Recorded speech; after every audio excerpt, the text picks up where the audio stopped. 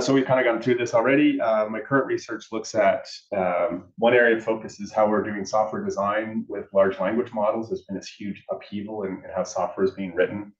And no doubt you've seen this given all the hype that's going on, as well as the sort of software research for research software. This was just an explanation of where Victoria is. Maybe some of the folks here know I was going to give a talk to some Americans, so I carefully included the fact that this is Canada and a sovereign country, because this, for some crazy reason, seems to be under some question recently. So I'm going to talk briefly about what trade-offs are, some work on the knowledge domains, and I'll explain what I mean by that. Then 2 research projects we've done around self-admitted technical debt and interviews around perceptions of technical debt. And I'm going to finish with some work on AI and science. Interrupt at any time if you have questions. I'm happy to take those. So what are these trade-offs I'm talking about? So I think you have at least these 3 goals. So the accuracy of new results, right? That's what we're here for. We want to publish papers in Nature or what have you. We want to find new things. We have operational goals as well, so we want to get those results, but we want to do that, as quickly as possible, or as reproducibly as possible, as cheaply as possible. Or we don't have an unlimited amount of compute nodes to throw at the problem, or at least I don't. And then the long-term goal. So we want to make sure the software is reproducible and maintainable, because what history seems to show is that that first paper often has imperfections, and we need to go and take a look at those results with other labs or other people to see if they can replicate those. And for us to be able to do that, the software obviously has to be readable. We have to be able to understand what the heck the software is doing. In practice, these trade-offs manifest maybe something like this. So if I spend too long on making my software super accurate, then I might end up having big performance problems. So it's hyper accurate, but takes forever to run. If I spend too much time worrying about maintainability, gold plating the code, adding all these nice modules and so on, then I might get scooped by someone who just, throws some code at the wall and gets a result very, very quickly. And then finally, if my postdoc, for example, focuses only on the short-term results, as he or she should, right? It's a 2-year job or 3-year job or whatever. But I might be left as the PI with a mess that nobody, including that postdoc, understands, meaning we can't go and add to that code or add or improve it. So we have this technical debt, the trade-offs concept. One way of sort of thinking about that is using this idea of technical debt. The original definition was really about agile software development. So Ward Cunningham came up with this idea that we don't want to start with a giant set of specifications and then try to write the code to match those specifications. What we should do is write some code, see if it solves our problem, probably won't, and then come back and fix what we ended up not doing correctly the first time. So here, the key is that you want to get some learning out of the code you write. So it's okay to make some of these trade-offs, but at the end, you have to go back and fix the shortcuts that you took. And that's really about, in 1992 is when he came up with this, is really about agile and iterative software development, which was revolutionary at the time. I think now we all take that as the only way to do it. The definition that the community tends to settle on is this one from Steve McConnell. So this idea of something that's expedient in the short term, again, maybe you have a paper deadline. So you want to get the code written to get the results out. But in the long term, that's going to create a context that makes it more difficult to add new features or understand what the code was doing, et cetera. A couple of caveats. If we make a responsible decision in 1995, it's not really technical debt if 30 years later it turns out that we need to go and revisit that decision, or we just didn't know any better, or we didn't need anything extra than that approach. So this is with respect to climate models, for example. It's perfectly fine, given the computational power of 1995, to make this particular gridding decision in 2025. Now we need much more fine resolution models. We need to come up with some other gridding approach. But that's not technical debt. That's just us learning and having to refactor the software. Technical debt might be more important as a process check So rather than worried about the specific technical debt that might be in the software, we use it as a way of thinking about how are we doing the software development process? Are we recording these decisions that we're making and the consequences of those decisions? Or are we just kind of making decisions and not really thinking about all the consequences? So the worst thing to do is probably to make these design choices and not know why they were made. And finally, the ideal is not to get rid of all technical debt, because again, if it's about learning, then we should be incurring a bit of technical debt as we write the code in order for us to be doing new things. If we have zero technical debt, that probably means that we're spending too much time on that maintainability side of the trade-off and not enough time on coming up with new ideas and new approaches. So we have this idea of trade-offs and this sort of metaphor of technical debt. One way we can think about this in the research software domain, as opposed to sort of business software, is using something that Diane Kelly, an earlier researcher, called knowledge domains. And this will probably come as no surprise to everybody here, that this idea of research software development. So when you're writing code for Atlas or Athena or whatever, you require cross-domain knowledge. And so I'm guessing the majority of you were trained initially as physicists and not as computer scientists. So you come from that first knowledge domain of domain knowledge, science knowledge, but there's also software knowledge, execution knowledge, and operations knowledge. So those are 5 different domains that you'll have to sort of bump into at some point in your career. So again, this is what you get from doing postgraduate work. This is probably what the papers are getting published on. You might get a paper published on how great the software is, but it's probably not the main focus of work at CERN, for example. Then, of course, there's the software knowledge that you need. So that's about taking that theory and domain knowledge, right, about the physics and so on, and translating that into Fortran or Julia or NumPy or whatever languages that you're using, right? So making those maybe continuous phenomena into these quantized digital representations. From the people I've talked to, those are the 2 domains that most people are familiar with. I've got my science project, and I've got to write some Python code to make that work. The less appreciated domains, in my experience, have been things like execution knowledge. So we've got the Python code or the Fortran code. Now we need to deploy that and run it on a cluster. And when we looked at the large climate model in the US, the CESM, the vast majority of most frequently changed files in that project are XML configuration files. It's not the sort of scientific modeling in Fortran. It's configuring parameters and forcings and inputs and all that. And that requires a ton of understanding of how make files work, how config files work. It tends not to be something we teach very well in school. So in my computer science department, we kind of just let students figure out how to do configuration management.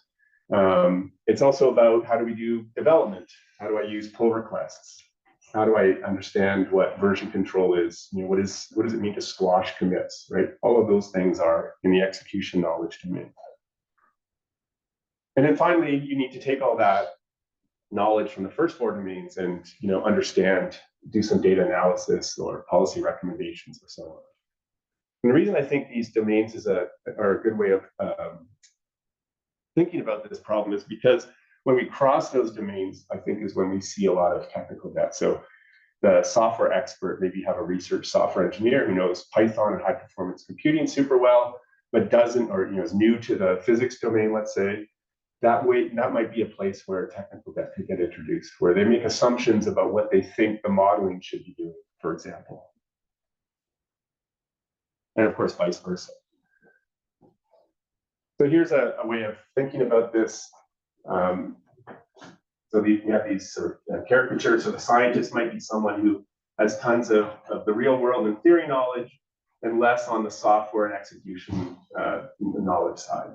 Whereas the research software engineer hopefully has a lot of software knowledge and a lot of execution knowledge, but less in the theory and the real world domains.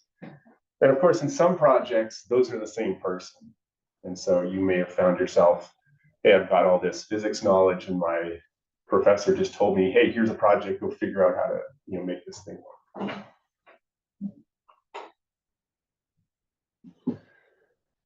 So I'm going to talk briefly about two projects that we did looking at how this technical debt manifests itself in research software.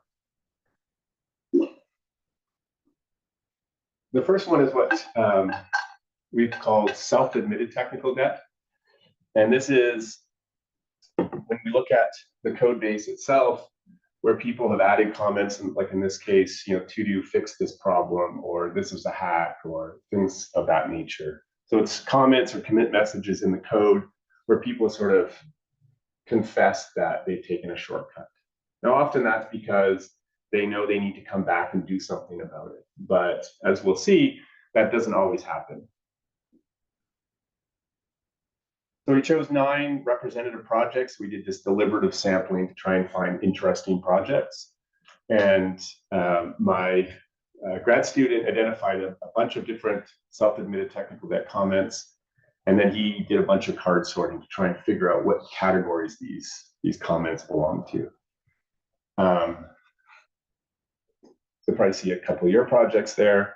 And the idea here was really just to focus on, so I think in research software, you have projects that might be 1 or 2 people. It's a grad student's first project, and it's really just for that person. She's working on it herself. It's not even maybe on GitHub. And those aren't the projects that we're really focusing on here. These are much more about long-lived, multiple, maybe hundreds of different developers. And in the research software context, usually there's no, benevolent dictator. It's often a sort of consensus process, right? Where you can't get anything done by just telling someone to do it, or maybe PI to postdoc could do that. But, if it's a collaboration like CERN, you have to build consensus to be able to get anything done. So Ahmed, my student, identified this specific type of self-admitted technical debt. So some of it is about, this test isn't correct, or this implementation of the algorithm wasn't the best we could have done.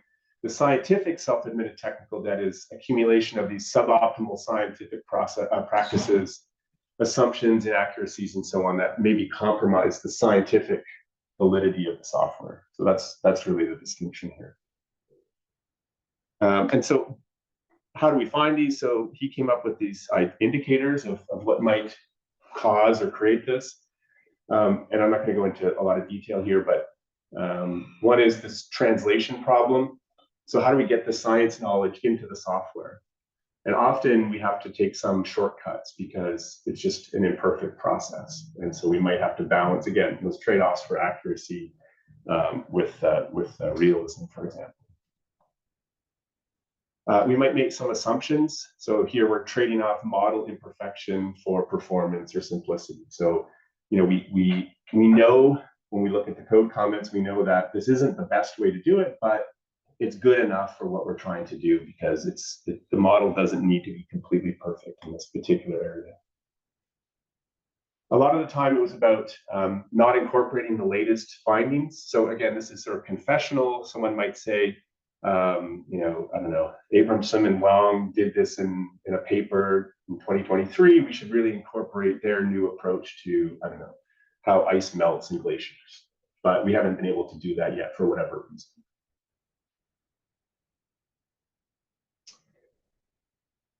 We might also just skip some bizarre edge cases, again, for performance reasons.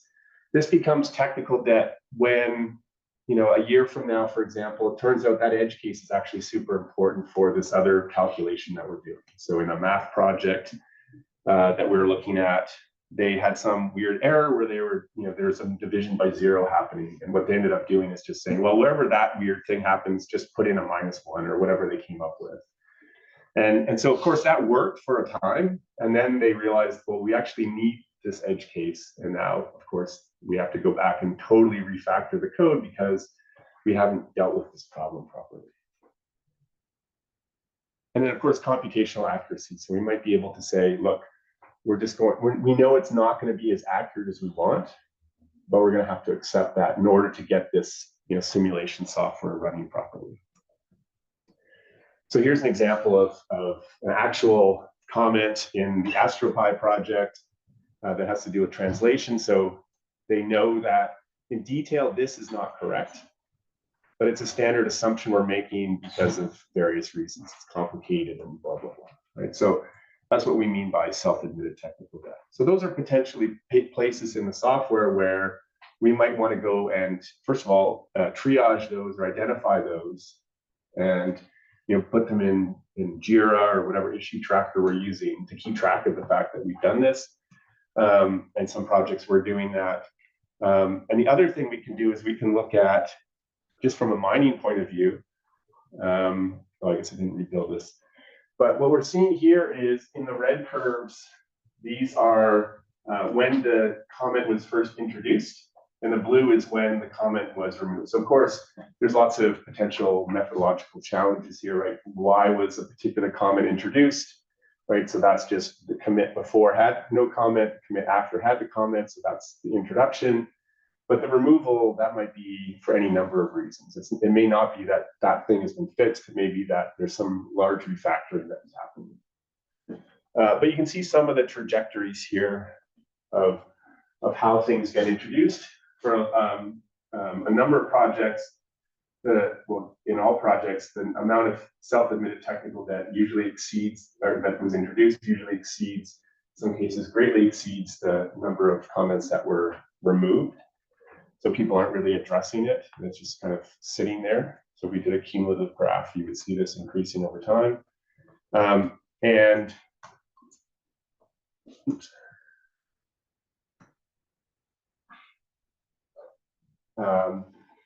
What we often see is that when it does get removed, it's removed like right away. So someone said, maybe as part of the coding practice, they had like, for this week, I'm going to work on this file. I'm going to introduce this, hack for the, just to get something working. And then I'm going to end up removing it, at the end of the week. So we see that. And the rest of the time, those comments just sort of sit and linger in the code base for long, long periods of time. In terms of what indicators were most common, and I think this sort of jives with at least what I would expect, which is most of the time, the removed or addressed self-admitted technical debt was around new scientific findings. So we know that this other group has a better way of doing this because we're interested in the science. We're going to make those things, we're going to make those changes quicker than the other types of changes. And then same with computational accuracy. We might have some imperfection in the modeling and we want to fix that. Things like assumptions, we're usually seeing that people are fairly happy with. Look, this assumption is okay for now, it's doing the job.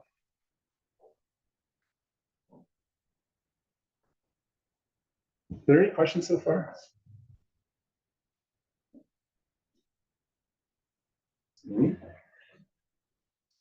So that's what we call in software research, sort of mining software repositories. It's about just taking tools and looking at open source repositories to see what kinds of insights we can gain. And the big disadvantage, of course, is that we're not actually talking to the developers who are working on that code. They may not agree with things that we're finding there. So the next step was to actually talk to some of these people. And I'm going to go through some of the themes of those interviews. So we sat down with research software engineers from some of these same projects with a variety of experience and a variety of backgrounds. Some were pure software developers, some were mostly computational scientists, and some had been both or either, and now we're basically managers. Maybe that's a third group of people. So complexity complicates. Fred Brooks wrote this excellent paper and then book, The Mythical Man Month, if people have heard of that. Also, No Silver Bullet. I think the book is No Silver Bullet. And he introduced this idea of essential versus accidental complexity way back in the 60s, 70s. So nothing has changed. And the idea here is that some of the projects are just essentially complex, right? It's high energy physics, it's brand new radio astronomy instruments, we're doing new science, and it's just a complicated domain. You need an advanced degree in biology, math, whatever, to be able to understand some of these concepts, which makes interviews challenging because I don't have such an advanced degree. I have to talk to people, trying to understand what, for example, you all are doing. But that's fun as well. So some of these things are just essentially complex. So we can't get rid of that easily, right? That's just part of the domain. So for example, a big one that came out is we're trying to do testing on these non-deterministic simulations. So in climate models, for example, ideally, every time we run the same climate model, we get sort of a bitwise identical results, so that, you know, the temperature in this grid on this day in this part of the world was identical across all the different runs. But of course, that's an extremely difficult thing to look for because of the amount of computational power that we need to throw at that problem, and the fact that this is sort of a stochastic process. And so testing these things becomes a big challenge, and it's not, I would say, a very well understood phenomenon in research software. How do we actually do the testing? Testing tends to be what we call end-to-end tests. So make a change in the Fortran file and run it overnight to see if you get the same results or the expected results. And what that involves is compiling everything, deploying it to the cluster, spending thousands of dollars running the simulation, and then identifying what the outputs were like. That's really expensive, and it might just be for a very small change in some Fortran file. It'd be much easier if we could somehow extract that change we made and just test that change. So this person said this is something we need people to learn over many, many years. How do we actually do this testing? So some of this essential complexity is very difficult to remove. We just can't get rid of some of that. And AI might help a little bit with some of the bootstrapping. For example, we've seen it to have good results if we're trying to port code from one system to another. It can automate some of that, maybe more accidental complexity, the complexity that gets introduced because of tool choices or language choices or just lack of knowledge on the part of the software developer. So there's a lot of accidental complexity, which is where we find a lot of the technical debt, or at least the avoidable technical debt. So lots of problems with portability. So we had it on a Cray architecture or cluster, and now we wanted to port that to some sort of Intel or NVIDIA or whatever. And all of that, again, that we go back to the domain, the different knowledge domains, operational knowledge of, well, what are the configuration instructions I need to pass to the compiler to be able to make it work on this different architecture? That has nothing to do with the complexity of the domain. That's entirely sort of a sort of own goal on the part of the software itself. We don't need to, I mean, obviously there's some is unavoidable, but the fact that we need to think about all of these things, like what are the compiler flags for this particular type of architecture? That's something we could get rid of, something that AI, I think, will give us some help with. Testing infrastructure, so the testing itself is challenging, but automating testing is something that we can probably get rid of some of that complexity to make that much simpler and faster. This is more about the next theme I'll talk about, which is just we haven't invested in maintenance in some of these codes. Like it's been working good enough, and so we haven't spent time trying to refactor it to bring it up to the modern standards. And as a result, we end up in these situations where now it's just not working anymore because it's so crufty and it's so scary for us to touch. So I gave this talk to some climate modelers, and I talked about, for example, a file that gives you the willies. You look at this large Fortran file, and you just don't want to touch it because it's so scary. And I said something like let's say it's 1,000 lines of Fortran, and they kind of scoffed at me because that would be a pretty trivial size file in their domain. It'd be more like 10,000 or 50,000 lines of Fortran, where it really gets scary, which is a bit of an eye-opener. In terms of how the teams interact, I think the main idea is this idea of boundary objects. So a boundary object is a way when we cross those domains, the scientist and the research software engineer interact through these artifacts, right? They sort of share the artifacts as a way of crossing between those domains, the boundary objects. So for example, a lot of people write papers about the software development process. If you look at, I'm most familiar with radio astronomy, there's lots of papers on, here's how we solve this particular software problem.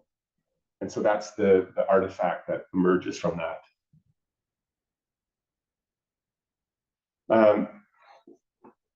A lot of the work that we've been looking at has been really, how to phrase this?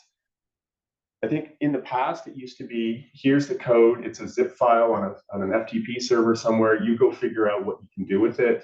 And now modern infrastructures like GitHub, for example, have completely changed how large-scale scientific research software collaboration works. So code review is a big part of how we not just review the code, but build shared understanding between the software engineers and the domain experts. So in this case, this participant, it used to be that he would write specs in LaTeX and then hand them over to the software developers. But now it's much quicker for him to just write Python and then they iterate over that using a pull request. We heard about 3 different code base types. And I think from giving this talk a few times, people hadn't really thought of it in this way. So there's the model code. In the climate sense, this might be the Fortran and the place where people think the most exciting stuff is happening. There's also, of course, the deployment of that model. So those are all the make files and configuration files. And in many cases, they exceed the size of the actual scientific code. And then finally, there's all the analysis code. So I talked to a postdoc who was working in climate science, and he, in terms of his research project, he modified, I think, 1 line of Fortran to add some new parameter to the model. He then spent 3 weeks figuring out how to deploy that model. And then he spent the rest of his postdoc analyzing the results from that particular configuration, right? So writing R scripts or whatever to analyze the code and figure out what he's actually seeing. So that's just a way of understanding the fact that there's, again, these 3 different types of code bases.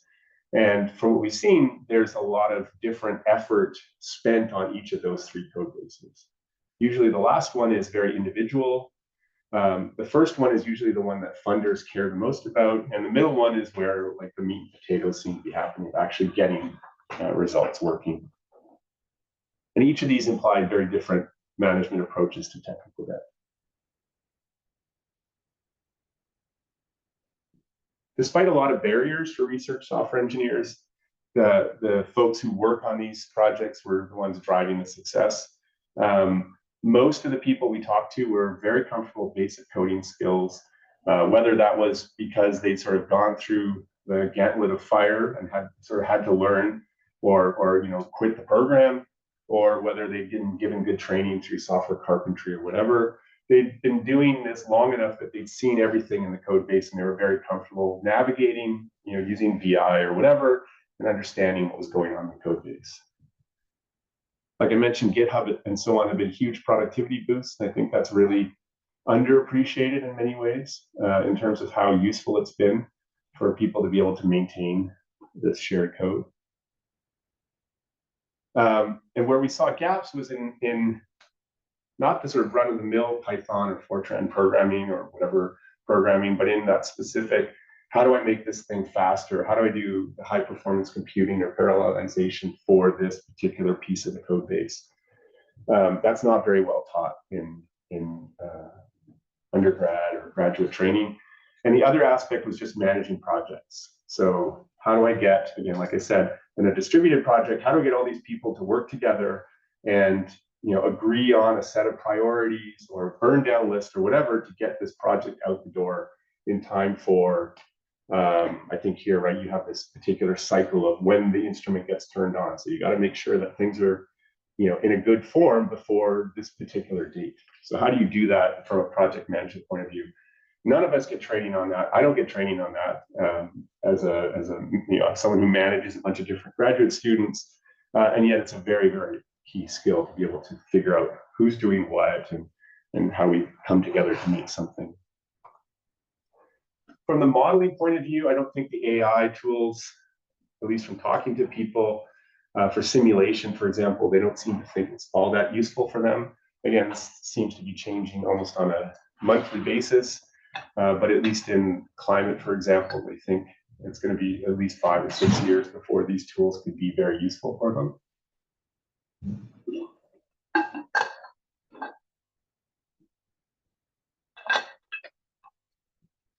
There's some ongoing challenges in recognition.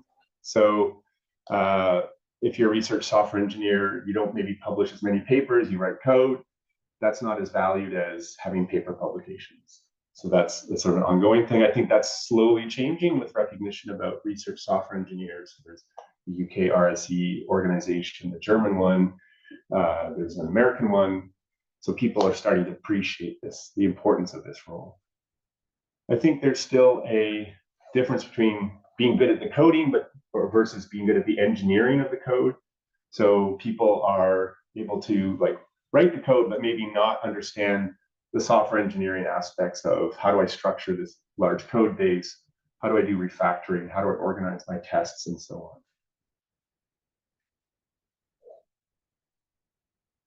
And frankly, this last point is something that even software engineering undergrads have a hard time with, because we tend to just teach them how to write code.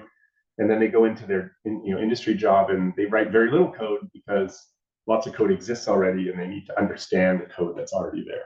And so the hardest things for people to pick up were how to work with and understand this large code base. Research software engineers also tend to use fewer of the specialty tools.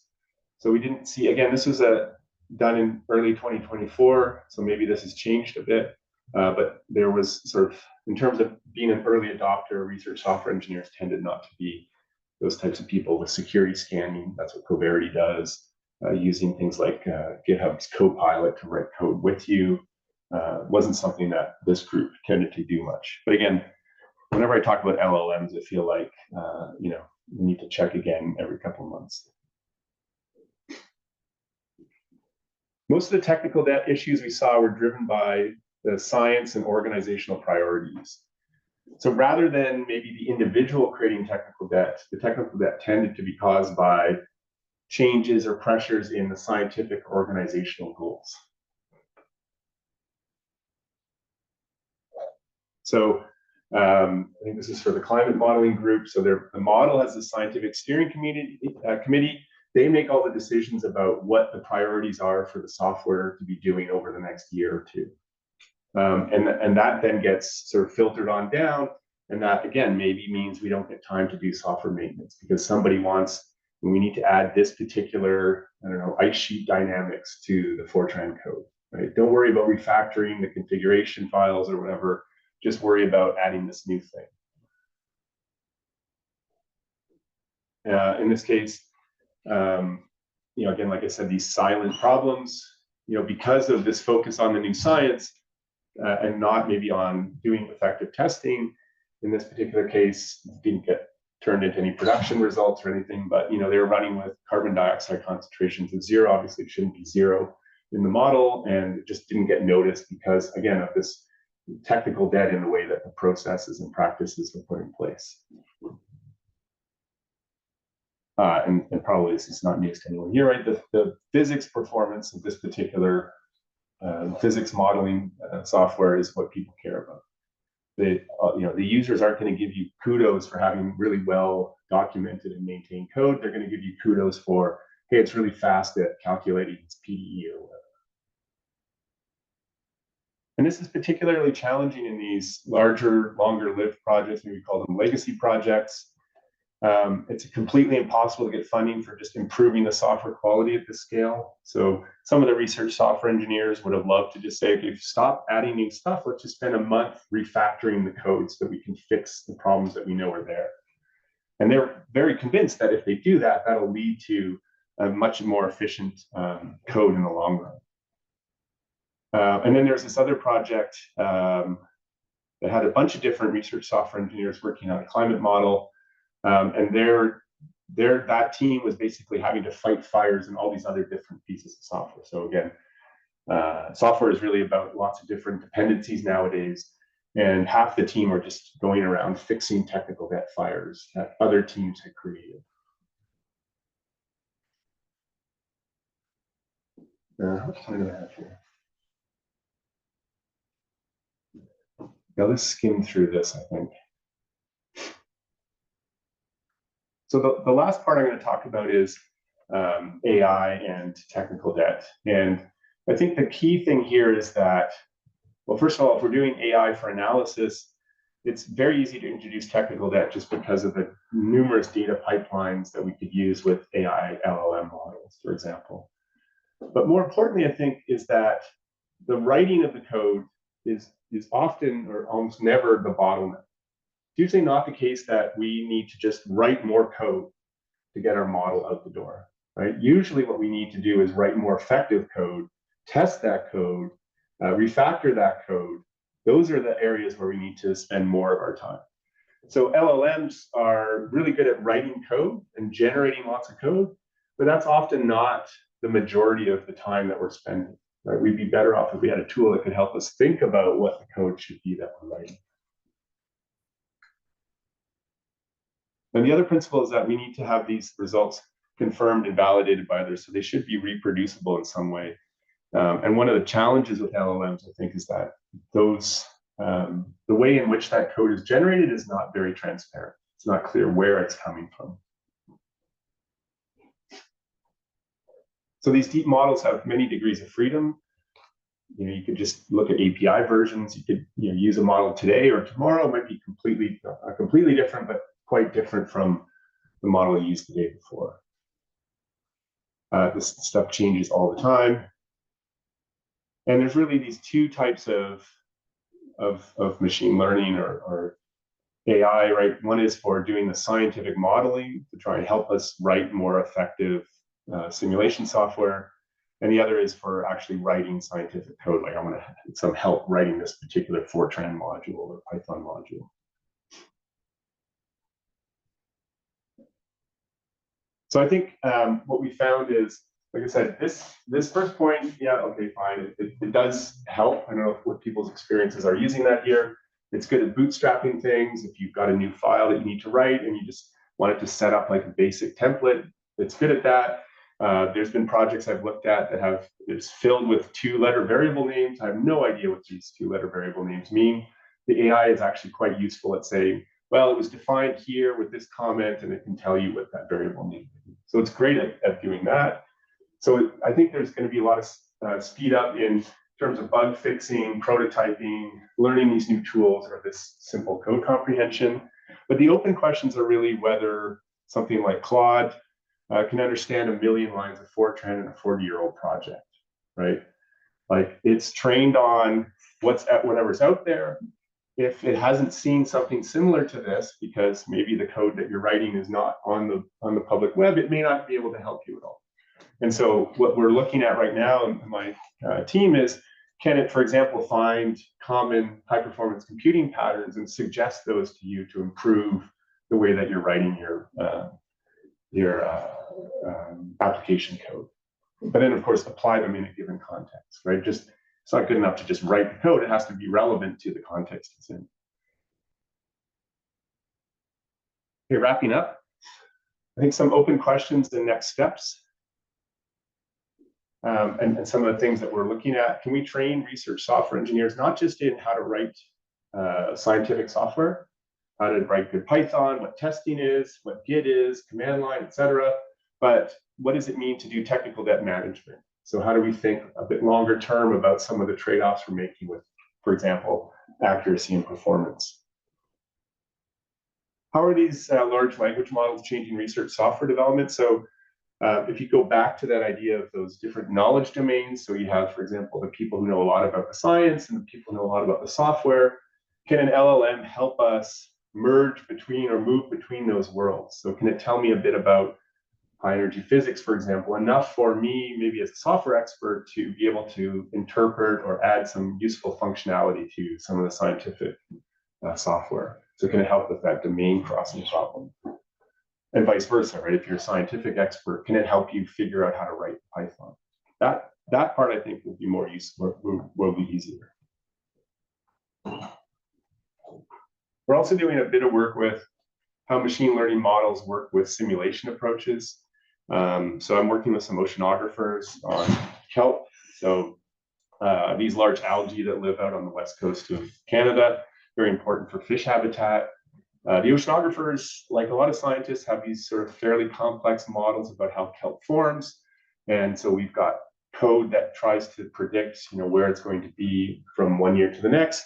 Can we do that just with machine learning models, right? So without trying to bake in any of our domain knowledge about the tool. And so the last step, I think, here is to continue to convince the academic software engineering community as well as research software communities of the importance of the work that, for example, the HSF is doing, right? Can we convince funders to put more money into software maintenance and to understand some of these technical debt challenges? And so that's sort of ongoing work that a lot of different people are engaged in. So I'll wrap up there. The takeaways, I think, are that reproducibility in scientific software is about these trade-offs between performance, accuracy, and maintainability. That tends to manifest as technical debt. Again, those shortcuts, because we took a shortcut now, creates this longer-term context for making things more difficult to change in the future. That the technical debt is scariest from a scientific point of view when the interest payments, the cost of that technical debt is silent, right? It's causing problems that we just don't know about, and that leads to erroneous results. And then finally, we're going to need to really think about what the emerging use of AI tools is going to imply for technical debt management. I'll leave it there. Feel free to get in touch with me at my email or on Mastodon.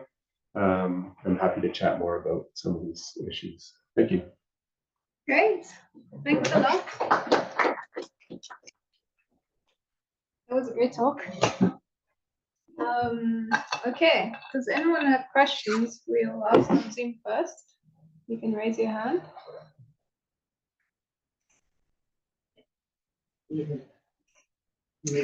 Okay, in the room, we have questions.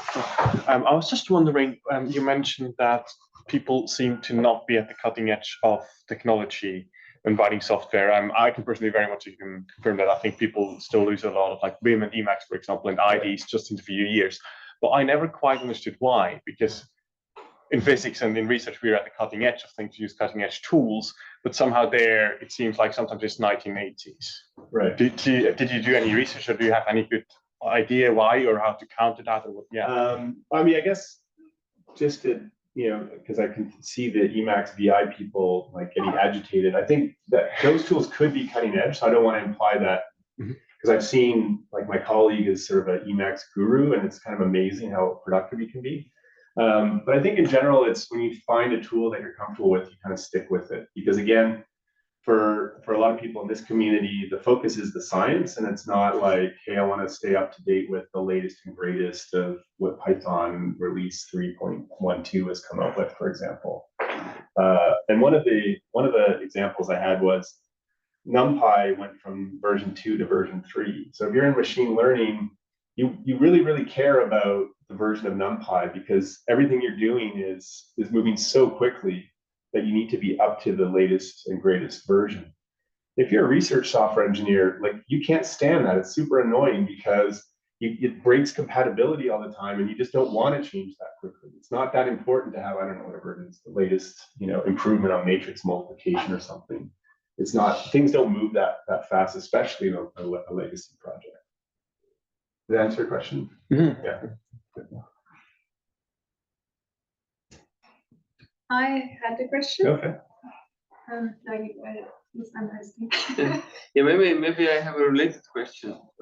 So often I feel that people, especially younger people, are talking about tools they use. So we don't really tell them what tools to use, but they don't feel comfortable taking time to find something they like.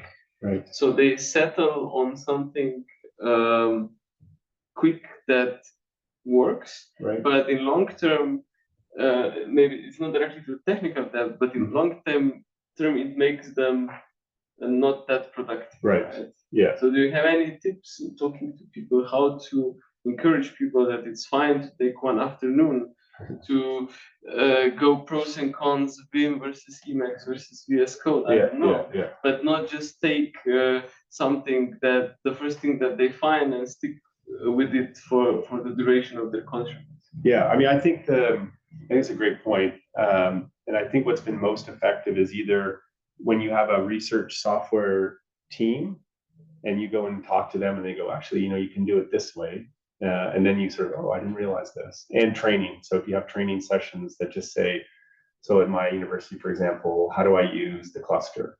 Or how do I program effectively with Visual Studio? So those training opportunities, I think, maybe you have an individual who's motivated to go look at and learn that stuff, but probably they've got a million other things on their plate. And so it's not until they do some kind of training course, maybe something like this group could offer, right, to explain, here's a way that we could do better work with issue trackers, for example. Here's how you can do code review or something. It's like a 1 hour session on. And my experience is people usually don't want to admit that they don't know that. But when you offer the course, they're like, oh, thank God, someone's finally explained this thing I never really understood very well.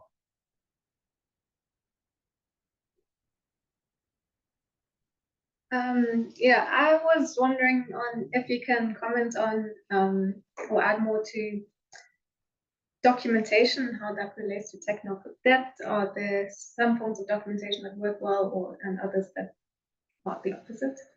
Yeah, I think so again, I think this is changing with LLMs because they can help us either just answer the question without having to look at documentation. In general, the further the documentation is from the code, the less useful it is because it tends to just be out of date very, very quickly. And I come from, in the Software Engineering Institute, we worked with US government systems, for example, and the documentation was just a checklist exercise because someone said they needed documentation. It wasn't to be useful for the person who's trying to maintain it. For architectural technical debt decision making, I think the most effective thing is in as close to that code as possible, you have some kind of architecture decision record where you say, okay, we're going to use, I was talking to someone about triggers, I think at Athena. So how does this trigger work? We're going to get the person who's the expert on triggers to write that down, and we're going to stick that in a markdown file in the code repository.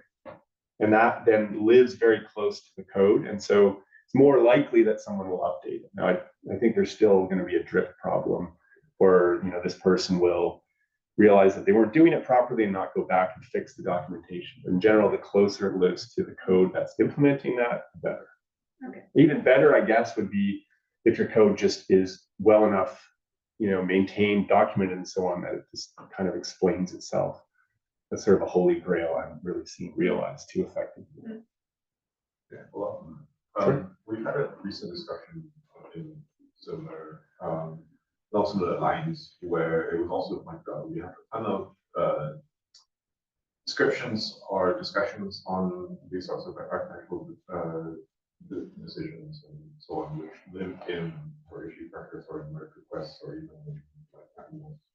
Right. The question is how to extract those and put them into somewhere which is better structured. I mean, I don't know whether this is something we will more have to solve in the future by a cultural shift to write those down, or if there's a good way to go back. I mean, you can do some code review and say if here's missing documentation, any possible.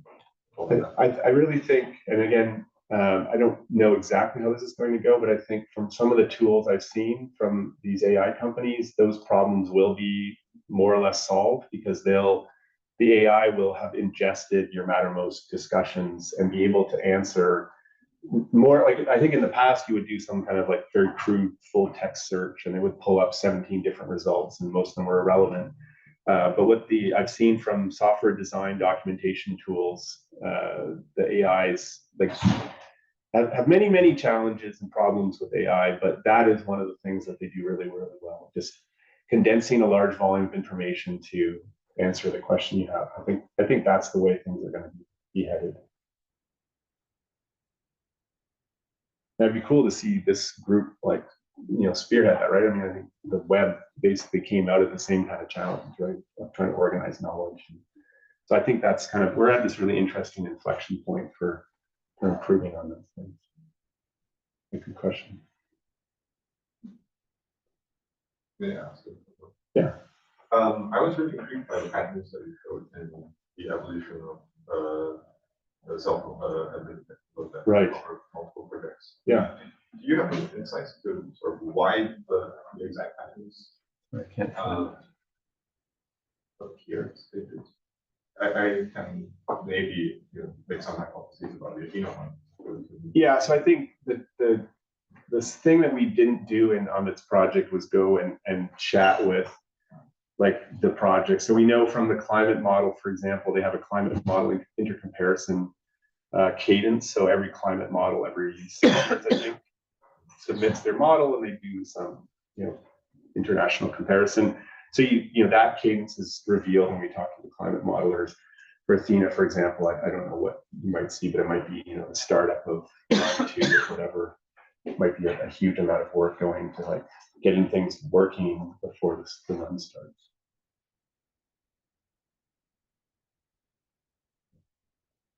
Someone on Zoom asked if we can share the presentation. Yeah, for sure. So you you've can recorded it, upload but I can give you I think on this. We can put it on this. Indico or If you whatever. agree, then. Yeah, it's just HTML files. So. For sure. Any more questions on Zoom? No, Zoom could hear us just fine. Okay, good.